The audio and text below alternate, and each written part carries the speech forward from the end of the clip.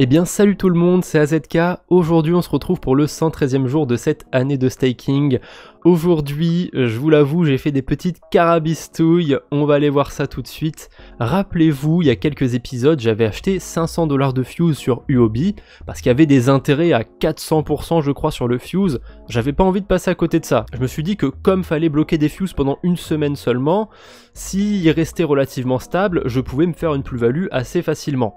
Donc j'avais acheté du coup 1236 Fuse, et malheureusement vous le voyez, sur mon tableur je l'ai mis en rouge, ça veut dire que je l'ai revendu avec des pertes. Et effectivement, j'ai revendu 1354 Fuse, donc avec les intérêts, à 31 centimes pièce, aïe aïe aïe ça fait mal, et du coup j'ai fait 78 $ de pertes quasiment. Quand on est rationnel, qu'est-ce qu'on fait? On accepte ses pertes, c'est pas grave, on n'est pas là pour rester un mois ou deux, donc on finira par se refaire naturellement grâce à des intérêts qu'on va avoir sur des protocoles plutôt safe, hein. Mais voilà, aujourd'hui, si je vous dis que j'ai fait des carabistouilles, c'est que j'ai pas été rationnel du tout. Donc, je vais vous expliquer un petit peu le cheminement que j'ai fait avec mes USDT. Ça m'a pris à peu près 2 heures, 2 heures et demie. Mais j'ai réussi à récupérer les 500 $ que j'avais investis sur le Fuse. C'était une histoire assez sympathique, hein. Donc, j'avais 422 $ sur Huobi, à peu près, hein. Il y avait 10 centimes de plus, mais on va arrondir à 422. Qu'est-ce que j'ai fait? Je les ai retirés sur mon portefeuille. Bon, l'adresse est évidemment connue, hein. C'est celle que j'utilise pour ce wallet des 1 an de staking, que vous pouvez retrouver dans la description. Du coup, ces 422 $ étaient sur mon adresse, sur la Binance Smart Chain. Je les ai déposés sur un site que je vous ai présenté en vidéo il y a plusieurs mois. Peut-être que vous ne l'avez pas vu. Je vous invite à aller voir la vidéo si ça vous intéresse, puisque ça parle de crypto et de casino. C'est All Games. J'ai déposé mes 422 $ ici, et vous le voyez, j'ai réussi à me refaire. J'ai 502 $ maintenant, c'est incroyable. Comment j'ai fait? Eh bien, j'ai tout simplement joué à la roulette. Juste ici dans Live Casino, il y a une roulette qui s'appelle la Lightning Roulette. Elle est où? Elle est là, la Lightning Roulette. Attendez, je vous montre vite fait, hein. Tant qu'on est dessus, autant regarder. Ça ressemble à ça, la Lightning Roulette. Voilà, donc on a une animatrice ou un animateur qui blablate, hein, tout le long. On a la roulette au milieu, de temps en temps il y a des chiffres qui sortent, et si on mise bien, on gagne de l'argent. Bon, je vous explique la roulette, mais je pense que vous savez à peu près comment ça fonctionne. Vu que dans la crypto, il y a quand même pas mal de gens qui connaissent un petit peu le gambling et tout. Pas besoin de vous dire que je vous déconseille très fortement de faire ce que j'ai fait, hein. D'essayer de récupérer vos pertes sur le casino, c'est une erreur ridicule à faire. Si je vous parle quand même de All Games, c'est qu'on peut faire quelque chose sur ce protocole sans pour autant utiliser les fonctionnalités de casino. On peut se connecter très facilement sur ce site, hein. Il suffit juste d'une adresse sur MetaMask ou sur un autre portefeuille. D'ailleurs, ça accepte d'autres blockchains qui sont pas forcément sur MetaMask, hein. On peut se connecter avec un wallet Terra, un wallet Solana, voilà. Il y a pas mal de blockchains qui sont compatibles, hein. C'est quand même un gros plus par rapport à ce protocole. Et ce qui est intéressant, c'est que si vous avez bien suivi mon cheminement, j'avais déposé mes USDT en utilisant la Binance Smart Chain. Et ce qui est dingue, c'est que l'USDT, eh ben en fait, il est sur beaucoup de blockchains différentes. Du coup, ça veut dire que je peux en déposer sur la Binance Smart Chain et les retirer sur une autre blockchain. Et ça, c'est pas mal, parce que si je me mets par exemple sur Polygon, Polygon, c'est une blockchain qui coûte pas très cher en frais. Bah, si je retire les USDT, là, les 502 $, normalement, j'ai pas beaucoup de frais. Vous voyez, j'ai 59 centimes de frais. Alors que la plupart des bridges, notamment Multichain ou XY Finance, qui est juste ici, hein, j'ai l'onglet sous la main pour XY Finance, ils prennent 90 centimes de frais. Donc là, en les retirant sur Polygon, on peut bridger des USDT, entre guillemets. Alors évidemment ce sera avec des petites sommes parce que vous avez une limite de 24 heures de 10 000 $, ce qui est déjà pas mal, mais on peut bridger des USDT et j'ai l'impression que ça vient de s'actualiser là, ça s'est mis à 15 centimes. Bon bah voilà, c'est encore mieux que quand c'était 58 centimes. En fait, All Games, vous pouvez le voir un petit peu comme un bridge, ça peut être assez intéressant. Et du coup, pour passer de la Binance Smart Chain à Thundercore, je pourrais très bien utiliser XY Finance, hein, vous voyez, ça va me coûter 1 $ de frais, ou alors je pourrais convertir mes USDT en BUSD et utiliser le bridge officiel de Thundercore et pas avoir de frais du tout. Mais voilà, en convertissant mes USDT en BUSD, je vais peut-être faire des pertes. Alors que si je dépose mes USDT sur All Games et que je les retire sur Thundercore, vous allez le voir, on va pas se taper beaucoup de frais. Hop, changer de réseau. Je peux retirer des USDT sur la blockchain Thundercore et c'est magique. Regardez-moi ces frais. Il n'y a même pas 1 centime de frais. Donc on peut bridger des USDT, littéralement rien perdre, hein. on n'est même pas à 1 centime près, donc je peux dire qu'on perd rien sur, sur la transaction. En revanche, le seul petit bémol, c'est qu'on voit pas les liquidités de disponibles. Je sais pas trop comment ça fonctionne au niveau de All Games, comment ils se débrouillent pour avoir des USDT sur Thundercore. Bon, je suppose qu'il y a des gens qui en déposent du coup, et ça a créé une petite pool, on va dire, sur All Games. Mais je me dis que si tout le monde se met à retirer des USDT d'un coup sur la même blockchain, ça devrait plutôt mal se passer pour All Games. Alors peut-être qu'au bout d'un moment, ils bloquent les retraits sur une certaine blockchain et sur une certaine crypto. Sincèrement, je sais pas trop comment ça fonctionne, mais là, on va tenter. J'ai jamais interagi avec ce protocole et la blockchain Thundercore, j'espère que ça va bien se passer. Donc on va retirer les USDT, on croise les doigts. J'ai pas besoin de faire de transactions, en plus c'est plutôt cool, ça me coûte 0 frais de faire ça. Et on se retrouve d'ici quelques instants, je vous dis si ça s'est bien passé ou pas. Je crois que j'ai compris comment ça fonctionne sur All Games. J'avais essayé du coup de faire un retrait sur Thundercore et j'ai attendu, j'ai attendu 5 bonnes minutes et il se passait toujours rien. Donc à mon avis, le retrait se fait que lorsqu'il y a des liquidités sur le protocole, et tant qu'il n'y a pas assez de liquidités, il restera en attente. J'imagine qu'au bout d'une certaine date, il va juste s'annuler et il faudra le refaire manuellement.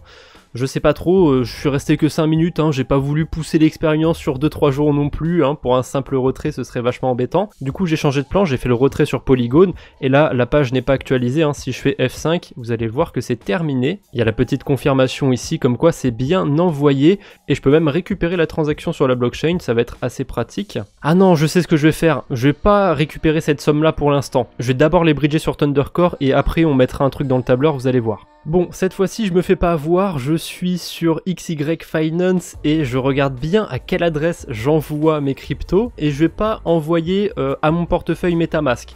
Pour le coup, si je reçois mes USDT sur Thundercore sur mon MetaMask, ils seront pas perdus, mais tant qu'à faire pour optimiser, je vais les envoyer directement sur mon wallet Thundercore Hub, le fameux, le maudit Thundercore Hub, parce qu'ils ont remis les 30% d'intérêt. Alors avant de les envoyer, je vais quand même vérifier si c'est toujours d'actualité, ça a été lancé aujourd'hui le 25 avril, donc ça m'étonnerait que ce soit déjà épuisé. Select. Ouais, il y a encore 286 000 $ de quota. Par contre, c'est quand même temporaire. Ça dure qu'une semaine.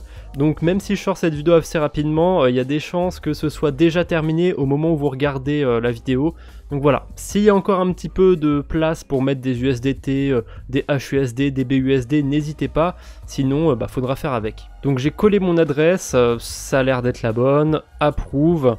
Et ensuite, je vais pouvoir envoyer mes USDT de Polygon à Thundercore. Voilà, j'ai mes USDT sur Thundercore Hub et c'est là qu'on va noter combien j'ai dans mon tableur. J'ai du coup 500,948 USDT. On va sur le tableur et là je suis sur l'onglet gain stablecoin et je me suis fait une petite ligne un petit peu spéciale. Des montagnes de blanche cocaïne. J'avais déposé 422 $ sur All Games et là j'ai récupéré 500 combien 500,948 USDT. Donc ça fait une plus-value de 78,848 $ qu'on va noter sur FTX, l'application que j'utilise pour suivre mes cryptos. 78,848 vers mon portefeuille et depuis une source externe. De temps en temps, il y a des petits bugs sur FTX, il se peut qu'il y ait des cryptos qui ne soient pas au prix où elles sont censées être, et en ce moment, pour FTX, le Fuse vaut 820 $. Alors j'aimerais bien que ce soit le cas, sincèrement, j'aimerais bien que le Fuse vaille 820 $. Bref, ne perdons pas de temps, une seconde, c'est 1 centime qui n'est pas gagné. Ça ne veut rien dire évidemment. Donc on va sur TT Mining V5 et avant de déposer mes USDT, par curiosité, je vais cliquer ici sur flexible. Quand vous avez des Thunder tokens sur votre wallet, automatiquement ils font des intérêts. Pareil pour les USDT, quand vous en avez sur votre wallet, ils vous font des intérêts. Je crois que c'est 5-6% chacun, je sais plus trop. Donc on va cliquer sur Claim. Attention. Ok, non, j'ai juste récupéré les intérêts que j'étais en train de faire, parce que de temps en temps, quand vous cliquez sur Claim, vous pouvez gagner des Thunder Token bonus, et récemment, je l'avais partagé sur Twitter, d'ailleurs j'essaye d'être actif en ce moment sur Twitter, donc n'hésitez pas à me follow, je vous mettrai le lien de mon Twitter en description, et du coup j'avais gagné 100 Thunder Token, rassurez-vous, calmez-vous, ça vaut 1 $ à peu près, mais ça fait plaisir. J'avais rien demandé, on me donne 1 $. Sincèrement, je vais jamais cracher dessus. Donc je reviens sur Thundercore Hub. On va dans Fixe cette fois, USDT. On choisit forcément la formule à 30% de rendement, on n'est pas fou. Et on va tout déposer. J'ai bien compris, blablabla. Je devrais gagner au total 2 $ sur 5 jours. c'est pas énorme. J'espère que dans 5 jours je pourrai réinvestir, remettre les USDT à 30%. C'est pas sûr parce qu'il y a vraiment très peu de quotas, 286 000 $. Je croise les doigts, on verra bien, et dans le pire des cas j'aurai gagné 2 $, moins les frais de bridge. Je commence vraiment à penser que c'était peut-être une très mauvaise idée d'avoir fait ça, ou alors je vais devoir les laisser plus longtemps que prévu, les USDT sur Thundercore. C'est pas grave, tant pis. On va jusqu'au bout des choses maintenant, approuve. Ouais, avec le recul, peut-être que j'aurais dû essayer de rapatrier un peu plus d'USDT, mettre 2-3 000 $, parce que mettre que 500, avec les frais de bridge, je suis pas sûr que ce soit un très bon move. On verra bien. Voilà, la transaction est sur mon tableur, vous pouvez la retrouver du coup si ça vous intéresse. Pour aujourd'hui, on va faire une dernière chose et je pense que ce sera tout pour cet épisode. On va aller vite fait sur Polygon et on va aller sur Insurace. Je pense qu'à force vous commencez à connaître ce protocole d'assurance vu que j'en parle pas mal. Étonnamment, le token de Insurace se porte plutôt bien, il est autour de 72 centimes, il n'y a pas très longtemps il était même dans les 80 centimes. Voilà, il a pas mal pump récemment, j'ai quand même peur qu'à tout moment il repère toute sa hausse et qu'il revienne autour de 40-50 centimes, mais il a l'air de tenir, donc on verra bien comment ça va évoluer. Ce que je vais faire du coup pour aujourd'hui, c'est que je vais déposer mes insures pour participer aux réclamations quand il y en a. Parce que de temps en temps, il y a des hacks, les gens se font assurer pour les hacks, et du coup ils font des réclamations, et on peut voter pour dire si oui ou non on accepte de rembourser les gens. Évidemment, avant de voter, il y a Insurace qui fait un petit rapport et qui décide si oui ou non c'est légitime, si oui ou non il faut voter. Donc forcément, c'est pas totalement centralisé, mais d'un côté ça peut limiter les cas qui sont pas sérieux du tout. Enfin bref, je suis pas là non plus pour vendre Insurace, donc je suis sur l'onglet Accessor juste ici, et je peux staker mes insures. Bon, j'en ai pas beaucoup, j'en ai que 45, je vais pas avoir une voix très influente dans les votes, mais quand même ça peut être intéressant de participer à des votes sur Insurace. D'un côté, j'espère avoir l'occasion de participer à des votes sur Insurace cette année. D'un côté, j'ai quand même pas envie d'y participer, parce que ça voudrait dire qu'il y a eu des hacks, etc. C'est pas cool non plus. Je vais quand même déposer mes insures, ça peut être une expérience sympathique à vous partager, mais si vraiment ça n'aboutit pas, si vraiment il n'y a pas eu de hack cette année, je pense qu'on peut se dire que c'est pas plus mal comme ça. Évidemment, quand vous déposez des insures ici, vous ne le faites pas pour rien. Quand il y a des votes à prendre, il y a des petites récompenses qui sont distribuées aux gens qui ont participé au vote. Donc voilà, on peut y gagner un petit peu, mais évidemment, moi je fais pas ça pour m'en mettre plein les poches. Comme je vous ai dit, c'est plus pour vous partager une potentielle expérience, parce que si je voulais m'en mettre plein les poches, je pense pas que j'aurais mis que 30 $ de insure. Voilà, j'ai déposé mes tokens. Peut-être que cette année, du coup, je vais pouvoir participer à la gouvernance qu'il y a sur Insurace. On verra bien encore une fois. Je pense que c'est tout pour aujourd'hui, il n'y a pas grand chose à aller voir. La stratégie que j'ai sur la UOB CoChain, c'est avec une petite somme. Donc pour l'instant, j'ai pas gagné grand chose, j'ai gagné 1000 DMT, ça vaut même pas 1 $. Là c'est écrit 1 $, mais D-Bank fait des arrondis. Je crois qu'à tout casser, ça vaut 60-70 centimes de tête. Et sur la blockchain Astar, ma stratégie pour l'instant, elle est assez calme, puisque j'ai des tokens de pool de liquidité. Ils sont en train de miner des ARSW, mais c'est des cryptos que je peux pas encore récupérer, que je pourrais pas encore revendre. Donc pour l'instant je mine entre guillemets du vent, on verra bien comment ça va se passer, mais le token ASTR s'est bien cassé la gueule, vous voyez qu'il est autour de 17 centimes, je pense qu'il y a pas mal de gens qui commencent à être assez impatients vis-à-vis de tous les protocoles qui commencent à se déployer sur cette blockchain et qui ne proposent toujours pas de reward token. On a Index qui fonctionne très bien, mais les pools ne rapportent pas d'intérêt, pour l'instant on peut pas revendre en fait nos intérêts.